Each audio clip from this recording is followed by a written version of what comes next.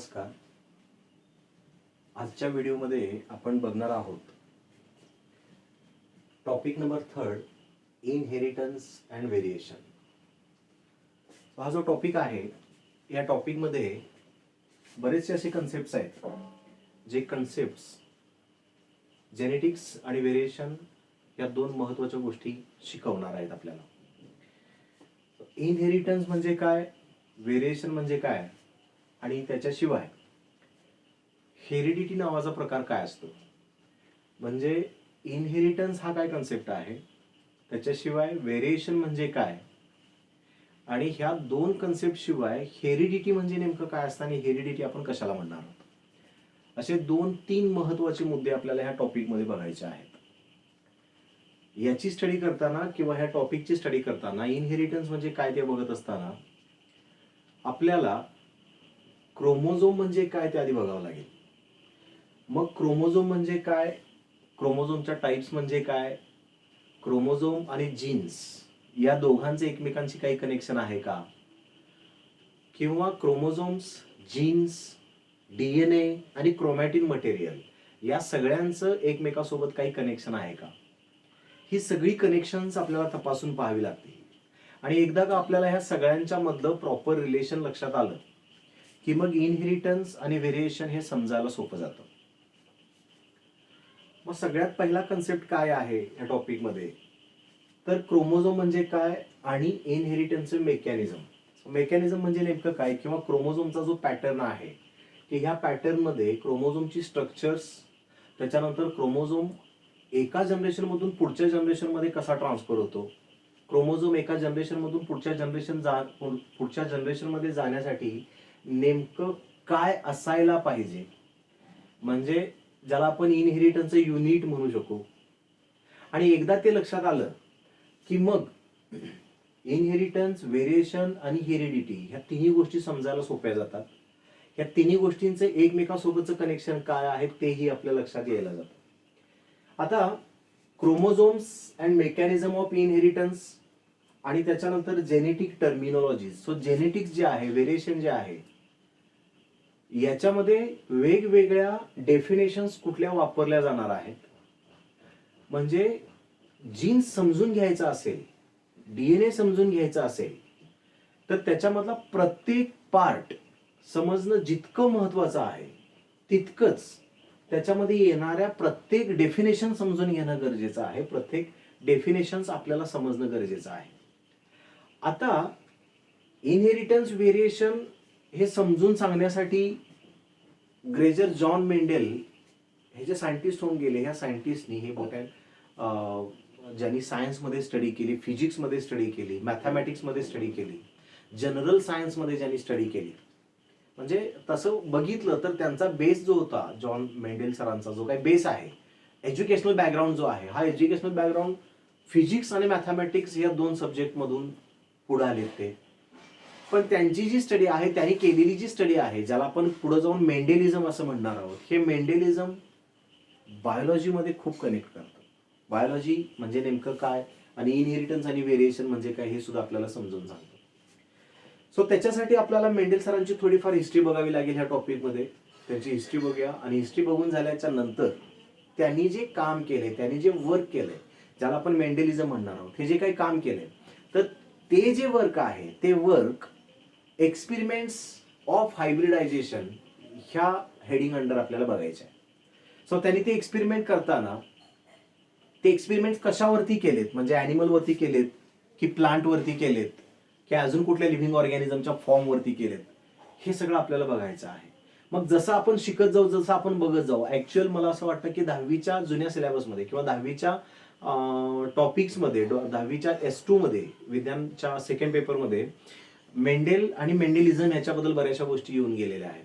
याच्याही अगोदर आपण मेंडेल सरांनी जे वाटाण्याच्या प्लांटवरती स्टडी केल्या, ही जी स्टडी आहे किंवा एक्सपेरिमेंट्स केले, हे एक्सपेरिमेंट्स आपण याच्या अगोदर ऐकलेले आहेत. सो तेच एक्सपेरिमेंट आपल्याला थोडेसे डीपमध्ये जाऊन बघायचे आहेत. मग ते एक्सपेरिमेंट करताना त्यांनी नेमक्या कुठल्या स्टेप्स वापरल्या, एक्सपेरिमेंट्स कशा पद्धतीनं कंप्लीट केले आणि त्यांचे रिपोर्ट्स काय काय आलेत, हे सगळं आपल्याला ह्या टॉपिकमध्ये बघायला मिळणार आहे. त्यांची जी स्टडी आहे, ज्यांना आपण मेंडेलिझम असं म्हणणार आहोत, त्या मेंडेलिझममध्ये नेमकं येतं काय, तर Mendel's laws of inheritance. Mendel सरांनी काही लॉज सांगितले, साधारण 3 महत्वाचे लॉज आहेत. त्याच्यामध्ये पहिला लॉ येतो लॉ ऑफ इंडिपेंडंट असॉर्टमेंट, पहिला लॉ येतो लॉ ऑफ डॉमिनन्स. त्याच्यानंतर सेकंड लॉ येतो law of segregation or law of purity of gamete. आणि तिसरा महत्वाचा लॉ आहे तो म्हणजे law of independent assortment. So हे 3 लॉज एक्सप्लेन करण्यासाठी आपल्याला मोनोहायब्रिड क्रॉस, डायहायब्रिड क्रॉस, ट्रायहायब्रिड क्रॉस, शिवाय बॅक क्रॉस म्हणजे काय आणि टेस्ट क्रॉस म्हणजे काय. सो जसं मी मगाशी म्हटलं की सरांनी जे जे काही एक्सपेरिमेंट्स केलेत हे सगळे हायब्रिडायझेशन वरती केलेले आहेत. आणि हायब्रिड कुणाला म्हणतो, जिथं 2 वेगवेगळे ऑर्गॅनिझम्स एकमेकाबरोबर क्रॉस केले जातात. लक्षात येतं का बघा. सो क्रॉस हा ह्या टॉपिकचा महत्वाचा मुद्दा आहे. वेगवेगळे क्रॉसेस ज्याच्यामध्ये मोनोहायब्रिड आहे, डायहायब्रिड आहे, ट्रायहायब्रिड क्रॉस आपण स्टडी करणार नाही आहोत, पण ट्रायहायब्रिड क्रॉस कसा फॉर्म केला जाईल, त्याच्यामध्ये गॅमेट फॉर्म कसे केले जाते ते सगळं त्याच्यामध्ये हळूहळू येईलच. त्याच्याशिवाय बॅक क्रॉस म्हणजे काय आणि टेस्ट क्रॉस म्हणजे काय, ह्या 2 गोष्टी महत्वाच्या शिकायच्या. आणि एकदा आपल्याला हे क्रॉस समजले की मग त्यांनी ऍक्च्युअल प्रॅक्टिकल वर काय केलं असेल, असू शकेल, याचा आपण नीट अंदाज बांधू शकतो. आणि आपल्याला एकदा हे ग्राफिकल रिप्रेझेंटेशन आपल्या समोर आलं की त्यांनी केलेली प्रॅक्टिकल स्टडीज ऑटोमॅटिकली आपल्या नजरेसमोर येऊन जाईल, क्लिअर होऊन जाईल. हे झाल्याच्या नंतर आपल्याला पुढे जाऊन बघायचं आहे की मेंडेल सरांनी जे जे काही एक्सपेरिमेंट्स केले, जे जे काही लॉज लिहिले, त्यांना काही डेव्हिएशन्स आहेत का, त्यांना काही लिमिटेशन्स आहेत का, ते लिमिटेशन्स आपल्याला इथे बघायचे आहेत. So deviations from Mendel finding. So याच्यामध्ये साधारणपणे 3-4 वेगवेगळ्या प्रकारचे आपल्याला डेव्हिएशन्स बघायचे आहेत. ते डेव्हिएशन्स काय काय आहेत हे पण आपण बघू.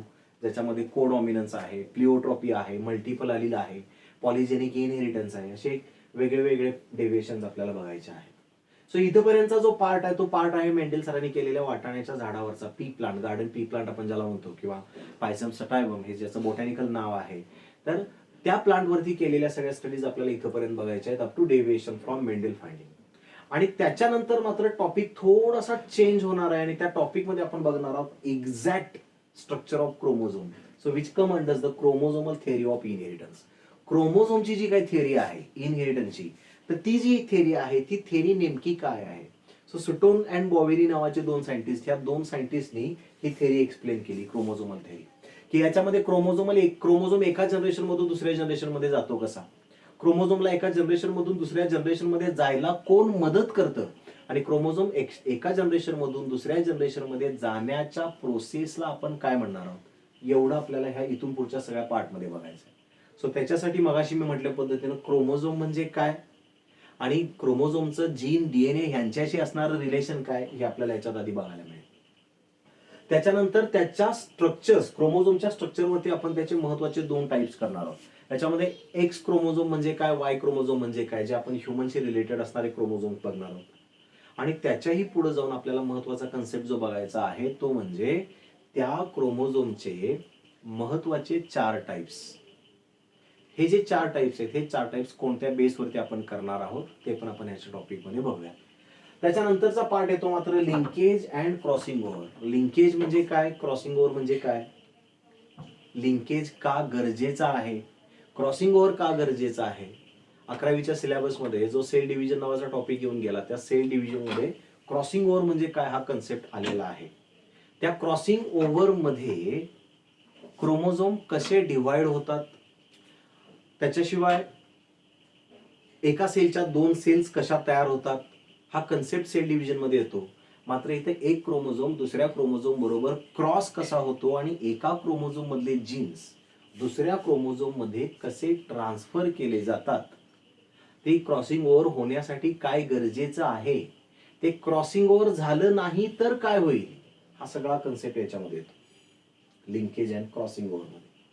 आणि मग त्याच्यानंतर ऑटोझोमल इनहेरिटन्स म्हणजे काय.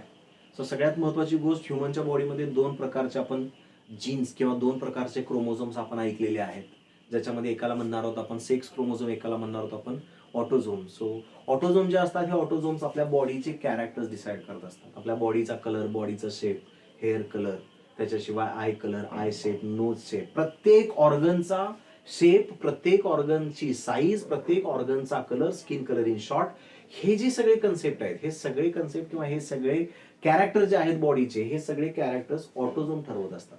आणि मग त्या ऑटोझोमचा इनहेरिटन्स, एका जनरेशन मधून ऑटोझोम दुसऱ्या जनरेशन मध्ये कसे जातात, तो त्याचा एक इनहेरिटन्सचा पॅटर्न आपल्याला बघायचा आहे. त्याच्याशिवाय आपण बघणार आहोत सेक्स लिंक्ड इनहेरिटन्स, जे सेक्स क्रोमोझोमशी रिलेटेड जीन्स असणार आहेत त्या जीन्सचा इनहेरिटन्स पॅटर्न, तो सुद्धा आपल्याला बघायचा. आणि टॉपिकच्या एंडला आपण सेक्स डिटर्मिनेशन मेकॅनिझम बघणार आहोत.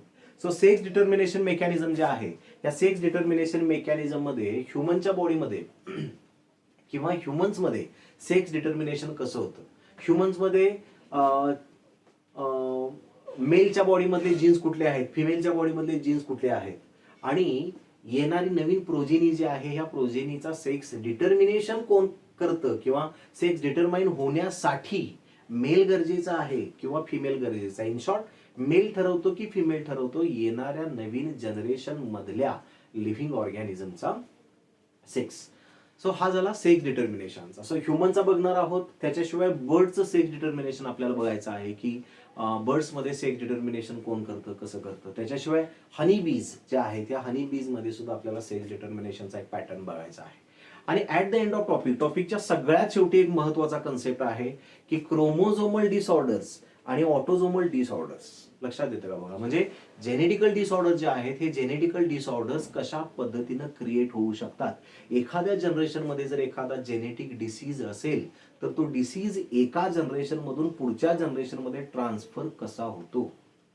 त्याच्याशिवाय एकदा का आपल्याला समजलं की पाठीमागच्या जनरेशन मध्ये जर एखादा जेनेटिकल डिसीज असेल तर तो डिसीज पुढच्या प्रोजेनीमध्ये ट्रान्सफर होऊ नये याच्यासाठीच प्रिकॉशन्स काय घेता येतील हे सुद्धा आपल्याला त्याच्यामध्ये बघायला मिळेल, त्याच्यामध्ये लक्षात येईल.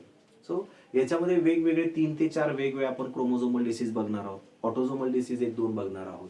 सो ह्या टॉपिकमध्ये थोडक्यात काय की इनहेरिटन्स पॅटर्न म्हणजे, आणि एका जनरेशन मधून पुढची जनरेशन तयार होते, तर पुढची जनरेशन तयार होत असताना नेमका कन्सेप्ट काय येतो, नेमकं कसं होतं, मेल फिमेल कॅरेक्टर, मेलच्या बॉडीमधले गॅमेट, फिमेलच्या बॉडीमधले गॅमेट, हे सगळं रिलेटेड आहे डायरेक्ट रिप्रोडक्शनशी.